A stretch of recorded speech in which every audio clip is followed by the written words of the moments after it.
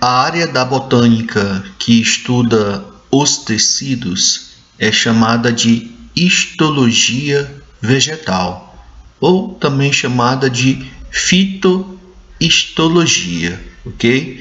Então, dentro da biologia, nós temos duas histologias, a histologia animal e a histologia vegetal.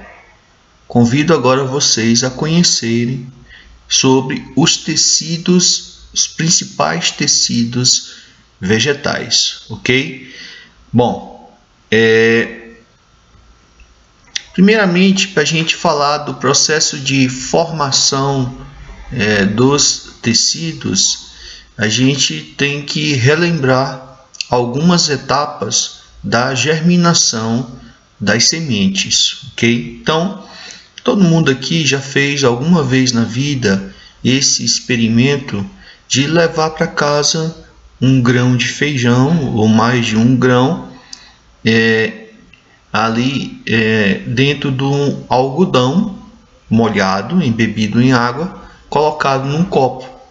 Levou para casa e ali cerca de 2 a 3 dias depois observa aquele grão de feijão germinando. Então, foi necessário que você colocasse ele em um algodão úmido. Então, aí você já tem um papel inicial, essencial, que é essa primeira etapa da germinação, que é chamada de embebição, ou seja, quando a semente ela absorve água. Essa água ela tem praticamente, essa água absorvida, ela tem dois papéis importantes. Primeiro, ela vai umedecer o tegumento, a casca, para facilitar a ruptura pelo embrião. E a outra, isso está ligado à parte de hormônios vegetais, que vocês vão estudar bem em fisiologia vegetal, que a água ela ajuda a diminuir um hormônio que está muito concentrado na casca, que induz a dormência da semente, que atrapalha, inibe a germinação, tá? Então, a água ela ajuda a diminuir, tá? Esse hormônio que está ali inibindo a germinação, chamado de ácido abscísico, o ácido abscísico, que se encontra em grandes concentrações na casca ali, induzindo a semente à dormência.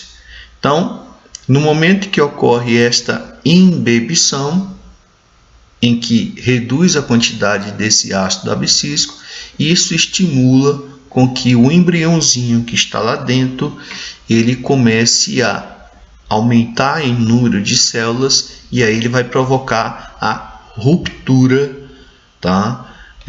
Dessa semente. Mas aí, nós sabemos que esse embrião ele é composto de uma radícula, que seria uma raiz primitiva, e um caulículo, que é um caulezinho primitivo. Tá? Ele é composto ainda aí pelos chamados cotilédones, dependendo se é monocotiledônea ou dicotiledônea. Bom, então, quem primeiro sai, como você pode observar nessa sequência de imagens da germinação da semente do feijão, né? Então, você tem aqui, por exemplo, o grão que foi colocado num substrato úmido, e aí isso estimulou o embrião a se desenvolver. Então, primeiramente foi a etapa aí da embebição, e aí sai a radícula. Por que sai primeiro a radícula do que o caulículo?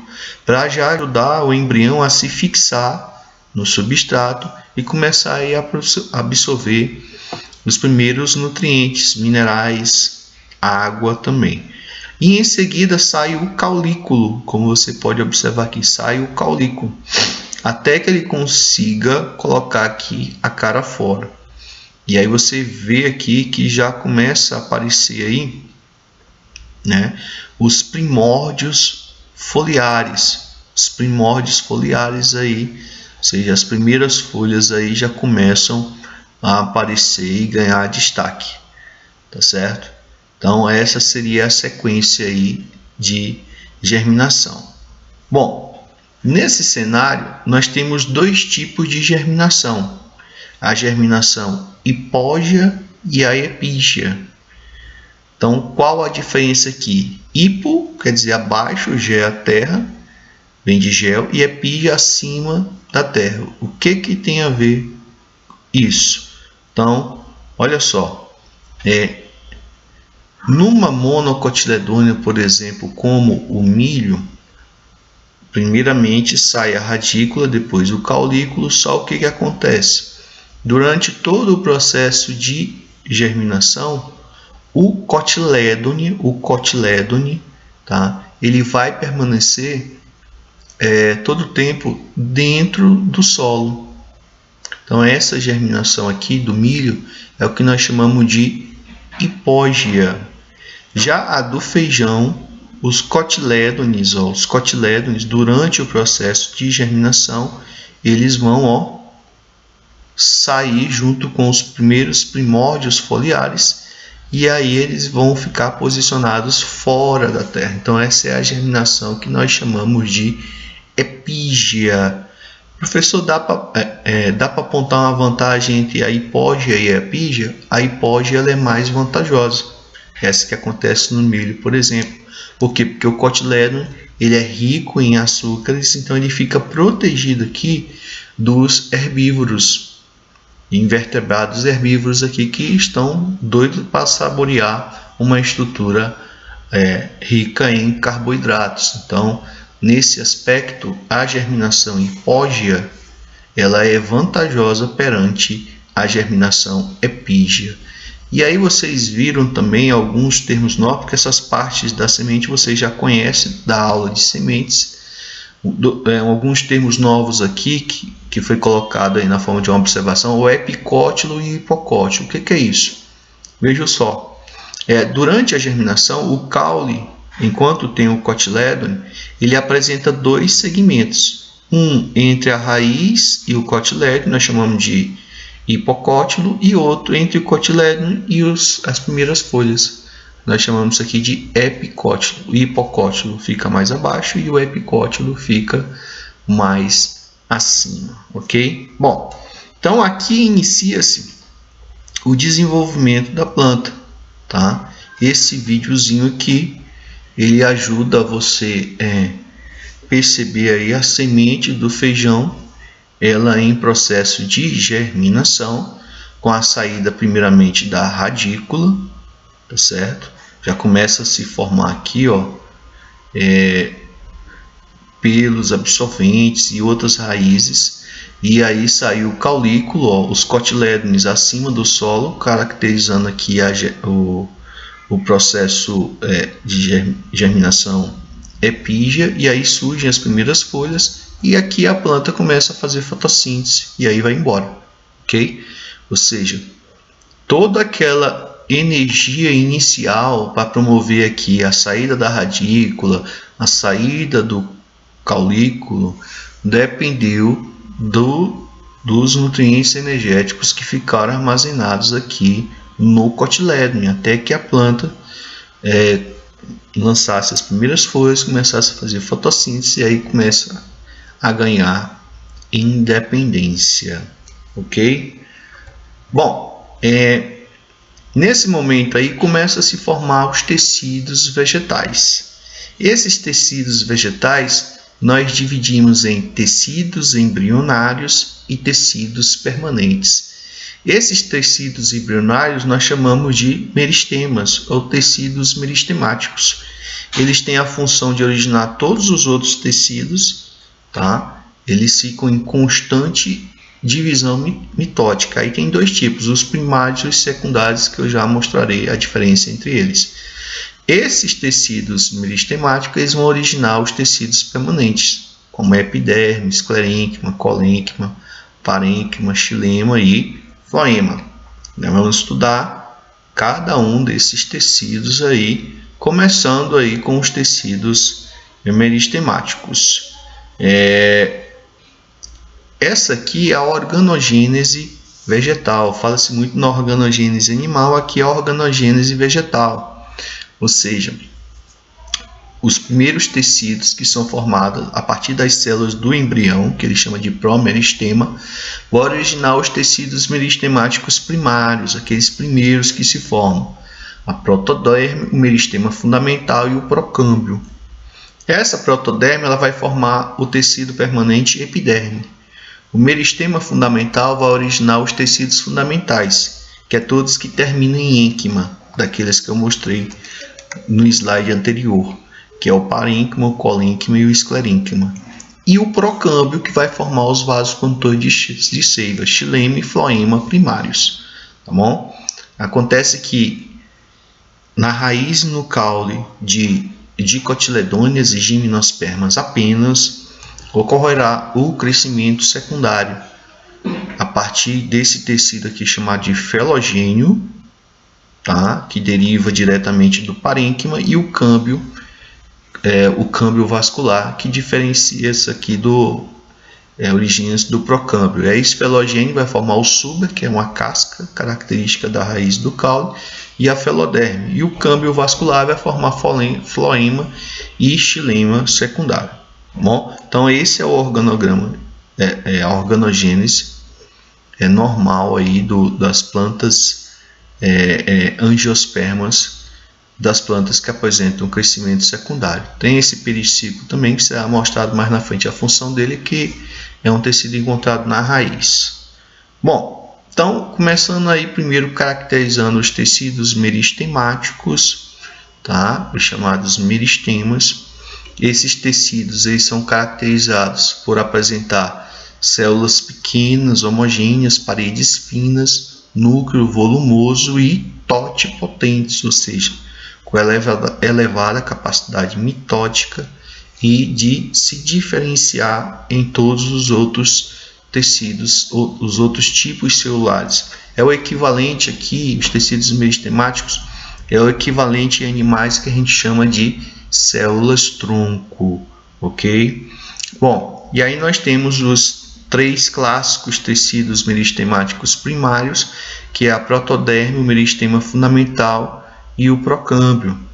Eles são células diretamente originadas do embrião e vão promover o crescimento longitudinal, que é o crescimento no comprimento. O crescimento da planta para baixo, a raiz cresce para baixo e o caule cresce para cima. Esse é o chamado crescimento primário, tá bom? Aqui nós temos a imagem do ápice caulinar e do ápice radicular, para você identificar aqui, ó, a protoderme, que é o mais externo, por isso que ela vai originar a epiderme, o meristema fundamental, que tem posição mediana, ele vai originar parênquima, colênquima e esclerênquima, e o procâmbio, que vai originar xilema e floema, aqui na raiz. Novamente, a protoderme mais externo, o meristema fundamental de posição intermediária e o procâmbio de posição mais interna. Raramente, mas bem raramente, é citado um quarto tecido meristemático primário, chamado de caliptrogênio. Ele que vai formar a coifa, que você já sabe que é aquela região da raiz responsável por proteger a zona meristemática, proteger aqui o procâmbio, o meristema fundamental, a protoderme, do atrito com o solo, que na versão do caule, no caule, quando ele está ali crescendo, rasgando o solo, é o que chamamos de coleóptilo. Coleóptilo é o equivalente à coifa, só que no caule, tá? Aquela figura que mostra a diferença entre germinação epígea e hipógena, aparece lá o termo coleóptilo. É o equivalente à coifa, só que no caule. Bom, então esses são os tecidos meristemáticos primários, repito, que vão promover o crescimento da planta, o crescimento longitudinal, tá? O caule cresce para cima e a raiz cresce para baixo. Mas nós temos também os meristemas secundários, e esses vão promover o crescimento transversal, ou seja, o crescimento da raiz do caule em espessura. Promove o engrossamento da raiz e do caule.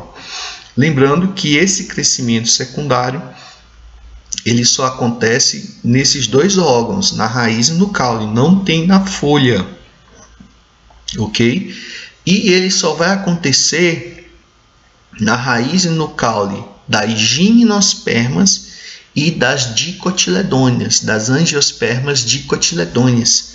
As angiospermas monocotiledôneas, elas não têm tecidos meristemáticos secundários, beleza? Elas não apresentam esse crescimento secundário. Esse meristema secundário tem dois tipos de tecido dele. Você tem o felogênio, também chamado de câmbio do Suber.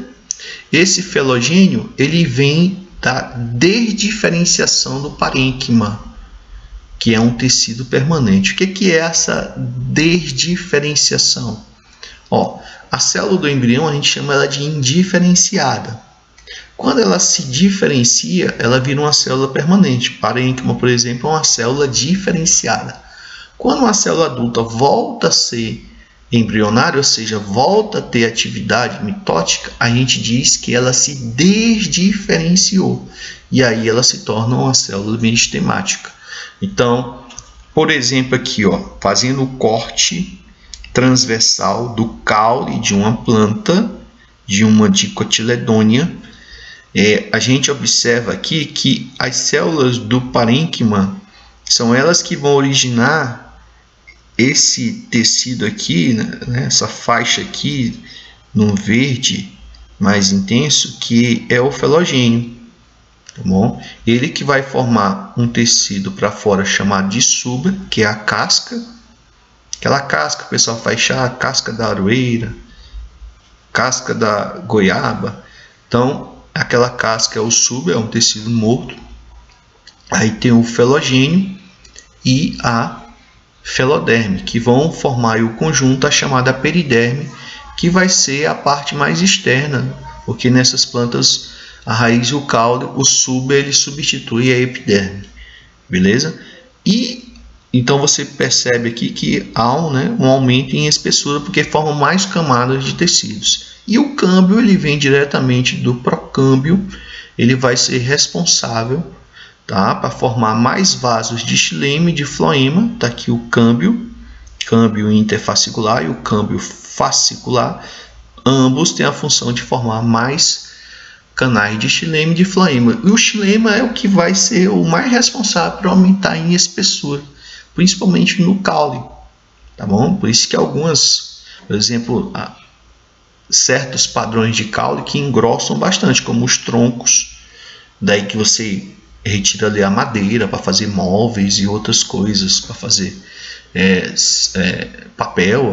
A indústria de celulose vive aí da extração do caule de árvores aí que tem o tronco, o caule do tipo tronco, que é um que cresce bastante em espessura. E esse crescimento em espessura se deve ao câmbio e ao felogênio, principalmente ao câmbio, ok? Bom, passando aí para os tecidos permanentes, o sistema de revestimento da planta, o tecido mais externo é a epiderme, que nos animais é uma camada formada por tecido epitelial. Aqui é o tecido, é chamado de epiderme.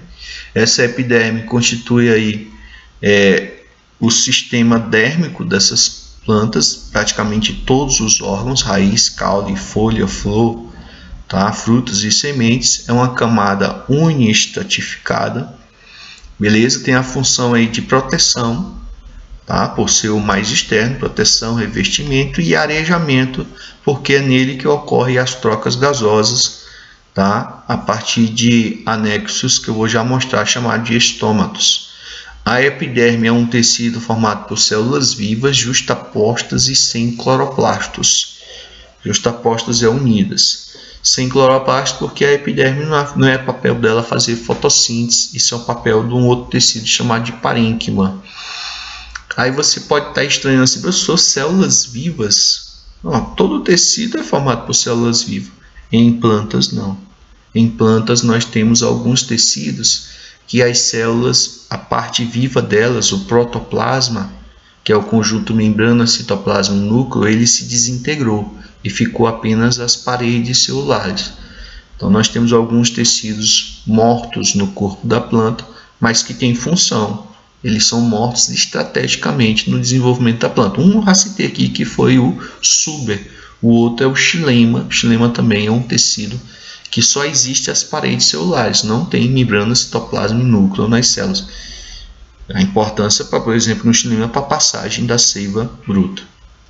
Ok? Bom, essa epiderme ela tem alguns anexos, por exemplo, os estômatos, eles são anexos da epiderme das folhas, principalmente. Aqui você vê que são aberturas, é aqui que acontecem as trocas gasosas, a entrada do gás carbônico, a saída do oxigênio, da fotossíntese. É aqui que acontece a transpiração, que é a eliminação de água na forma de vapor. Uma hora eles podem estar fechados, outra hora podem estar abertos. Vocês vão estudar os mecanismos que regulam isso aí. E aqui em microscopia óptica, aqui em microscopia eletrônica, mostrando aqui a abertura do estômago, chamada aí de ostíolo. Então ele é a estrutura responsável pelas trocas gasosas, esse arejamento aqui que ele está falando. Tá bom? Nós encontramos também tricomas, que são estruturas que têm funções diversas. Por exemplo, eles podem ter funções de proteção contra herbívoros, cortam a boca de herbívoros, presente assim em certos órgãos vegetais. Esses tricomas eles também podem ter outras funções, tá?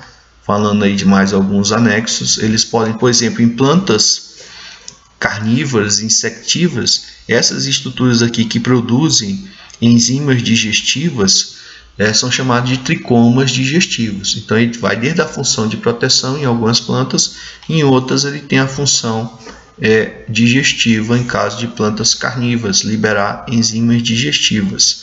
Nós temos também os pelos, são anexos epidérmicos, por exemplo, os pelos absorventes encontrados lá nas raízes, mas também tem pelos urticantes, que podem ser chamados também de tricomas urticantes, tá? Encontrados aqui, por exemplo, no cansanção branco. Provoca aí fortes queimaduras, uma reação alérgica muito grande. Nós temos também os acúleos. Os acúleos eles são anexos epidérmicos, semelhante, muito parecido com os espinhos, protege contra os herbívoros, por exemplo. Uma roseira, por exemplo, ela tem acúleos ao invés de espinhos. Qual é a diferença, professor, de acúleo para espinho? É que o espinho é uma folha modificada e o acúleo é um anexo epidérmico. Na prática, qual é a diferença? O acúleo ele quebra mais fácil. Eu chego aqui e quebro e separo ele mais fácil. Ele se destaca mais fácil. Já o espinho não, como é uma folha modificada, você arrancar ele vem vários pedaços ali juntos, ok? Nós temos também outros anexos, como por exemplo os hidatódios, que são estômatos modificados. Está aqui um hidatódio, e ele, enquanto o estômato libera vapor de água, ele libera água líquida, nesse fenômeno aqui chamado de gutação ou sudação. Nós vamos falar sobre isso na fisiologia vegetal. Então, às vezes é necessário a planta eliminar gotas d'água, gotículas de água, para equilibrar, para atingir um equilíbrio osmótico interno. E aí esse fenômeno chamado de gutação ele acontece através desses estômatos modificados, chamados de hidatódios. Beleza? Bom, no sistema de sustentação nós temos dois tecidos de sustentação básicos, que é o esclerênquima e o colênquima. Aqui nós temos células de esclerênquima e aqui essas células aqui abaixo da epiderme são células de colênquima. Esses dois tecidos, eles têm funções contrárias. Eles têm, aliás, características contrárias. Por exemplo, o esclerênquima ele é um tecido morto. Ou seja, por isso que aparece aqui escuro no meio da célula, porque não tem o protoplasma. Tá? Já o colênquima é um tecido vivo. E por que o esclerênquima é um tecido morto? Porque a parede celular armazena uma substância orgânica chamada de lignina, que torna a parede mais resistente. Só que ela mata a célula por inanição. A célula deixa de receber nutrientes. Por isso que, como as células do esclerênquima têm uma intensa lignificação, as células dele são mortas. Então são 3 tecidos vegetais mortos. É o suber, o esclerênquima e o xilema. Tá bom? Então esse esclerênquima ele é muito resistente, tá? e ao mesmo tempo ele tem uma capacidade elástica. Localiza-se próximo na região dos vasos condutores. Ele apresenta dois tipos de células, os esclereídeos e as fibras. Os esclereídeos, nessa imagem aqui, são esclereídeos, são mais curtos, e as fibras que são mais longas, inclusive utilizados aí na indústria têxtil, tá bom? Na indústria têxtil, por exemplo, alguns tecidos como o linho, que são feitos a partir de fibras de esclerênquima. Já o colênquima é um tecido formado por células vivas, porque a lignificação dela ou é ausente ou é parcial, tá bom? O posicionamento dele é periférico, abaixo da epiderme, e também confere resistência e plasticidade aos órgãos vegetais. Então você tem esses dois tipos de tecido de sustentação, ok? Que dão a sustentação ali inicial para a planta. Por que inicial? Porque vocês vão ver que o xilema, além de conduzir a seiva bruta, o xilema ele também é responsável, tá? Ele é responsável pela sustentação. Ele também é um tecido de sustentação. Então, na realidade, a planta tem três tecidos de sustentação: o esclerênquima, o colênquima e o xilema. Essa função de sustentação do xilema ela se torna ainda mais importante quando a planta está passando pelo crescimento secundário. Ok? Nós temos também o parênquima. O parênquima ele é o tecido vegetal mais encontrado no corpo da planta. Ele é equivalente na gente aos tecidos conjuntivos, o tecido mais encontrado no nosso corpo, ok? Ele é um tecido vegetal que tem um citoplasma abundante, núcleo bem individualizado, membranas celulosas pouco espessas, tá? E ele vai se localizar aí, na maioria das vezes, entre a epiderme e os tecidos condutores. Como ele é o mais encontrado, ele é o mais diversificado. Ele apresenta vários subtipos. E aí também isso faz com que ele tenha diversas funções para a planta. Por exemplo, eles têm a função secretora, tá?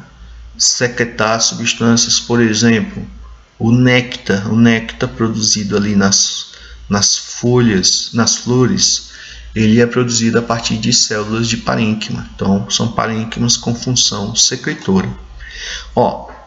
Nós temos alguns tipos de parênquima básicos. Por exemplo, os parênquimas de preenchimento, que tem a função ali de conectar tecidos entre si. E aí nós temos dois tipos básicos, o parênquima cortical e o medular. O parênquima cortical é esse aqui que vai se localizar entre a epiderme, tá? O tecido de revestimento, que aqui já foi substituído pela periderme, porque aqui já está em crescimento secundário. É o parênquima cortical, chamado também só de córtex. Você pode chamar só de córtex, ok? Então ele fica entre o revestimento e os vasos condutores, chamado cilindro vascular, ok? Em azul aqui nós temos o floema e esse vermelhão aqui é o xilema, ok? O medular, o parênquima medular ou simplesmente a medula, ela vai se localizar, né, internamente no interior do cilindro vascular chamado. Por quê? Porque isso aqui é um corte transversal, mas a estrutura do tronco é uma estrutura cilíndrica. Então, essa estrutura aqui é um cilindro. E ele fica o mais interno aí, fica mais interno ainda do que o xilema, seria o tecido aí vegetal mais interno, esse parênquima medular, tá bom? Só que depois ele vai meio que desaparecer aqui, porque o xilema vai ocupar o espaço dele todo aqui, ok? Então, esses dois tipos de parênquima, eles têm a função aí de preenchimento. Nós temos também os chamados parênquimas de reserva, são aqueles que armazenam substâncias. Por exemplo, o parênquima aquífero, como o próprio nome já sugere, ele armazena água. Por exemplo, ele é encontrado ali no cladódio, que é o caule das xerófitas, como as cactáceas. Todo mundo sabe que os cactos eles armazenam água no seu interior e eles armazenam no parênquima, que é chamado de parênquima aquífero. Essa água fica ali armazenada no citoplasma dessas células do parênquima. Nós temos também o parênquima aerífero. Esse é responsável por armazenar ar. E como assim, eu sou uma planta que armazena ar? Por exemplo, nas plantas aquáticas, para ajudar elas na flutuação. Por exemplo, o aguapé, ele apresenta um parênquima aerífero que auxilia ali no processo de flutuação dessa planta. E nós temos também o parênquima amilífero. Esse armazena amido, é o que é encontrado, por exemplo, raízes e caule que armazenam muito amido, por exemplo, na batata, na mandioca, é rica em parênquima amilífero, tá bom? Então, aqui são alguns tipos de parênquima, tá certo? Nós vamos falar também na próxima aula dos parênquimas de assimilação, que são os encontrados na folha, que é o palissádico e o esponjoso. Esses são responsáveis. Por que a assimilação? Porque eles são responsáveis pela fotossíntese. Mas isso ainda vamos continuar na segunda parte da aula de histologia. Então a gente fica por aqui e até a próxima. Tchau!